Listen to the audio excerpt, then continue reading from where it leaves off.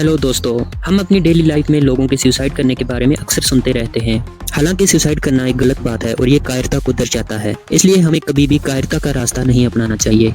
लेकिन क्या दोस्तों, आपने कभी पक्षियों के सुसाइड करने के बारे में सुना है? ये एक ऐसा रहस्य है जिसके बारे में सोच कर इंसान का दिमाग चौंक जाता है। जी हाँ दोस्तों, मैं बात कर रहा हूँ जितिंगा विलेज बर्ड सुसाइड पॉइंट के बारे में।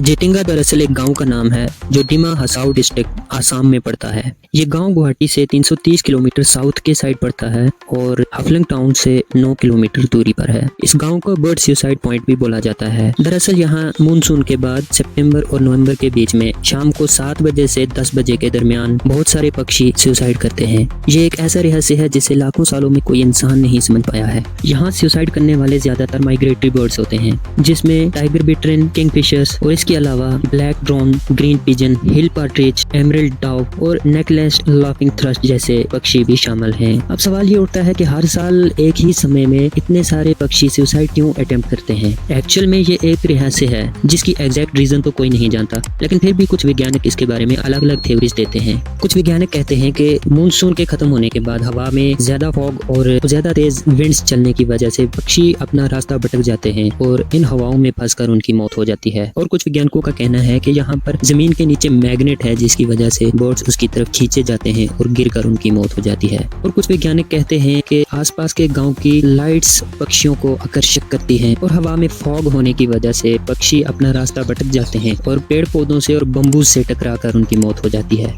हम इंसान डेवलपमेंट के चक्कर में इतने आगे बढ़ गए हैं कि हमने जंगल काट दिए और बहुत सारे जीव जंतुओं की हैबिटेट्स को नुकसान पहुंचाया और उन्हें होमलेस बना दिया। इसलिए हमारा फर्ज बनता है कि हम जीव जंतुओं का सहारा बने और इनकी हेल्प करें। अगर हमें कभी भी अपने आसपास कोई जीव जंतु परेशान हाल में दिखे तो हमें उसकी हेल्प करनी चाहिए। हमें उसे दाना पानी देना चाहिए और शिकारियों से बचाना चाहिए। हम इंसान डेवलपमेंट के चक्कर में इतने आगे निकल गए हैं कि हमने हजारों जीव जंतुओं की स्पीशीज को खतरे में डाल दिया है और इनमें से कई स्पीशीज आए दिन इस दुनिया से गायब होती जा रही हैं। अगर ऐसे ही हम इन चीजों को इग्नोर करते रहे तो वो दिन दूर नहीं जब इंसानों के अलावा बाकी सब जीव जंतु हमारी पृथ्वी से गायब हो जाएंगे और ये इंसानों के लिए अच्छी चीज नहीं है। इससे इकोलॉजिकल बैलेंस बिगड़ जाएगा और इन जीव जंतुओं के बिना इंसानों का भी जीना इस धरती पर मुश्किल है। अगर हम इंसानों को इस धरती पर जिंदा रहना है तो उसके लिए जरूरी है हम नेचर को भी बचा कर रखें। उम्मीद है ये वीडियो आपको पसंद आया होगा। ऐसे ही और इन्फॉर्मेशन के लिए वीडियो को लाइक करें और चैनल को सब्सक्राइब करें। जय हिंद।